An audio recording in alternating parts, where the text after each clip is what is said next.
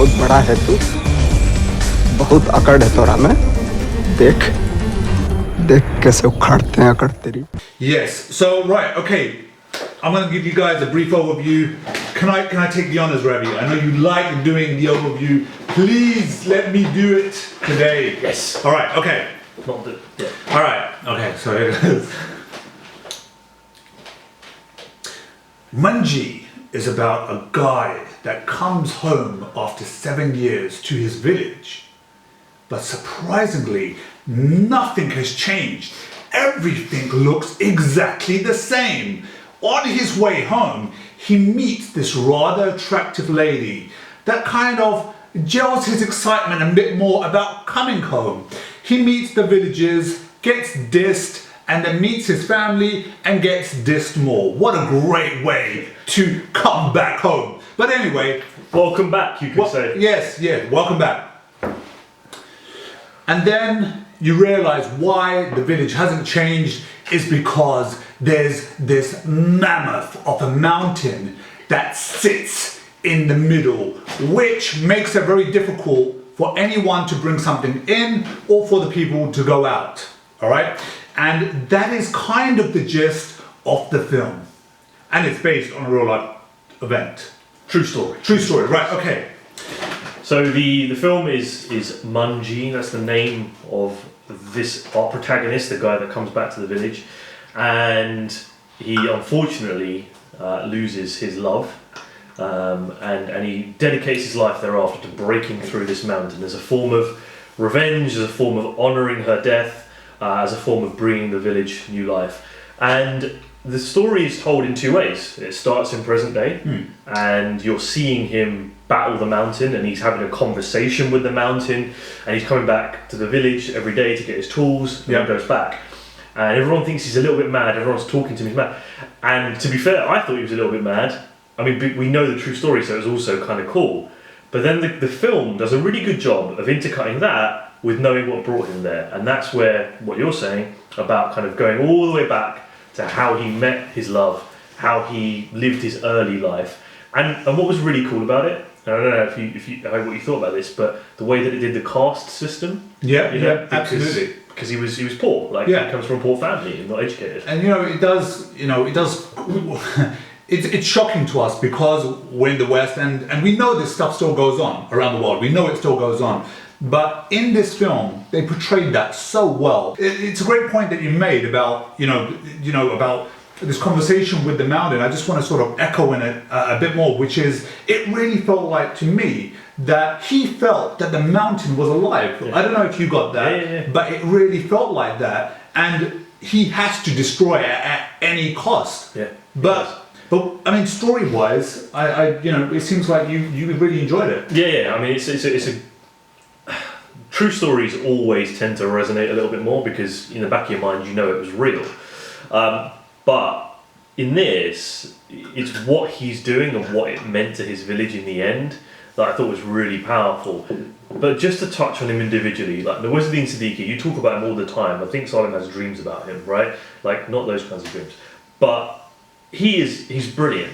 He's brilliant in this, and he plays a role where he's got to be a little bit innocent, a little bit dim. Yep. Like he's a bit dumb. I hear you. Right? Yeah. But at the same time, that innocence translates to this kind of undying belief in love and all of the pure things in the world. And two things.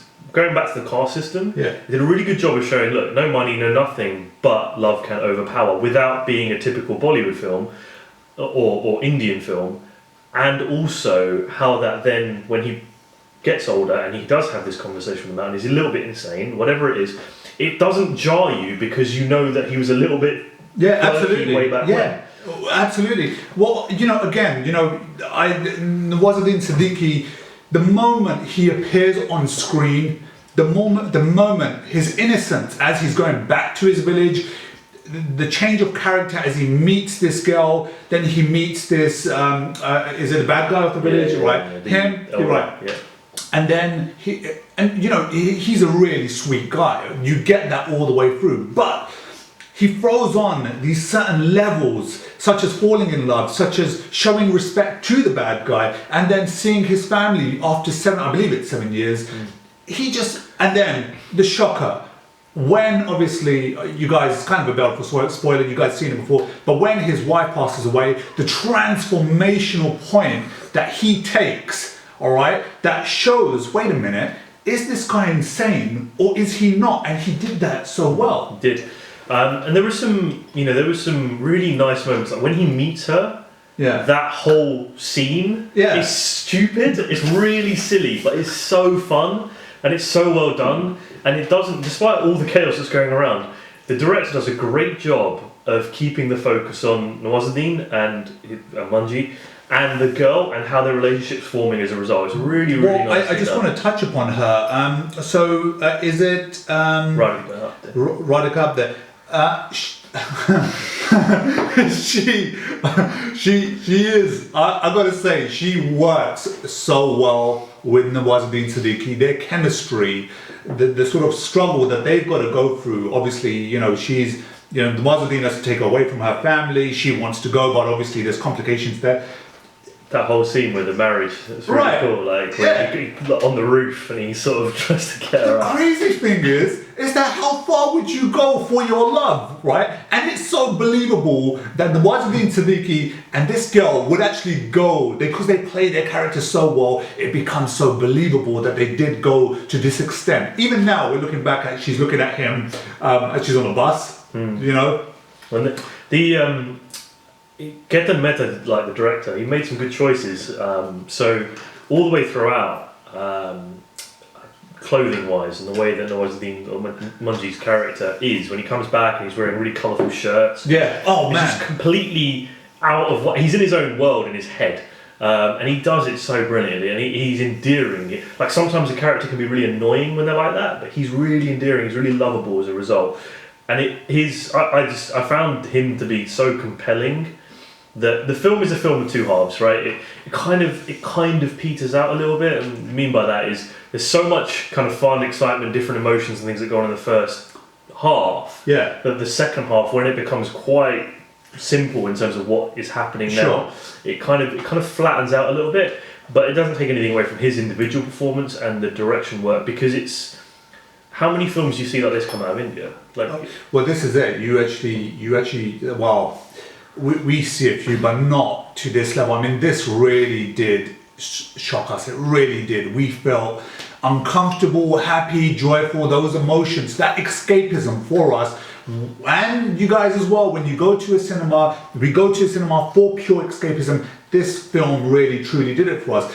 Touching on the director. He gave me the feeling that apart from the performances that you're getting from all the characters in the film, I felt that he gave me a really good performance. I know it sounds a bit crazy. From the mountain, some of the shots that he did, the wide angle shots, the close-ups, off the mountain and Nawazuddin, it really felt like this mountain, is sort of, we can't hear it speak, but it's having a conversation with Nawazuddin. So again, kudos to him for bringing in these amazing panning wide angle shots for us to get this feeling of interaction between obviously the mountain and Manjhi. Yeah, it's the use of the skyline, the actual light of the sun basically coming in over the mountain, blues, reds, yellows, oranges, all of those things. Yeah.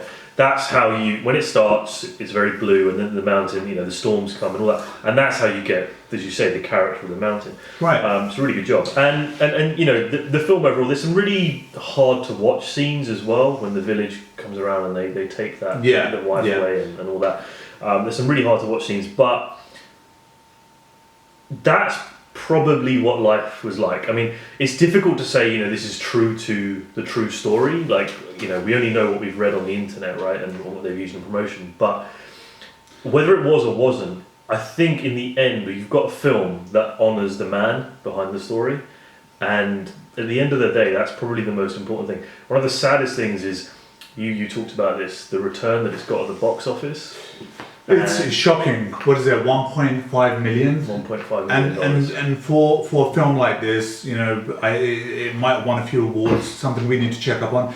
But it's shocking to know that that's what it's brought back at the box office, and it's again only because of, you know, the amount of downloads on this film, because there was a copy available. Yeah, and it's that, and I think it's also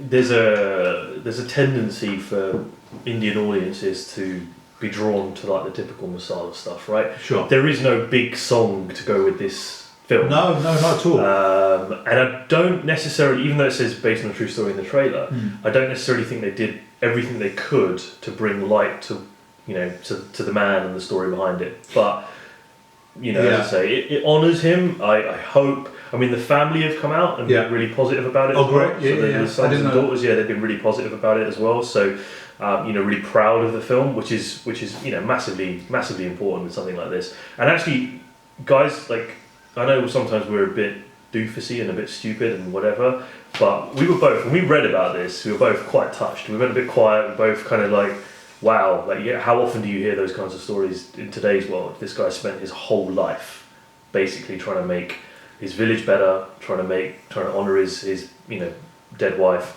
and this film brings that story to life brilliantly. So I'm a fan. Okay, do you wanna give up a roundup on this? You know, I think we just did, really. I think Manjhi is look. Go and watch it. It probably isn't even on the cinema anymore, because these kinds of films get 2 weeks, maybe 3. Get a DVD. Yeah, get a Blu-ray, get something. Do pay for it. Yeah, do pay for it. It deserves it. It does, absolutely.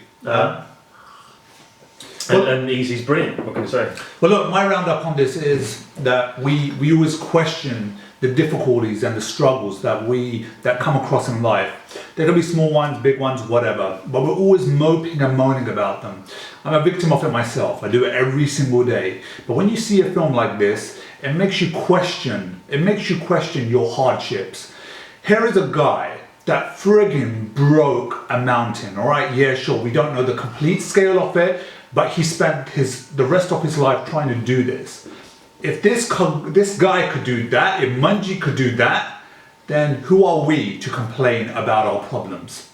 So guys, we'll leave you with that. Ravi, I don't know if you've got any more to say. No, that's it. Alright guys, it's a very huge positive response from Bollywood. Massive recommendation. Yeah, go check this film out.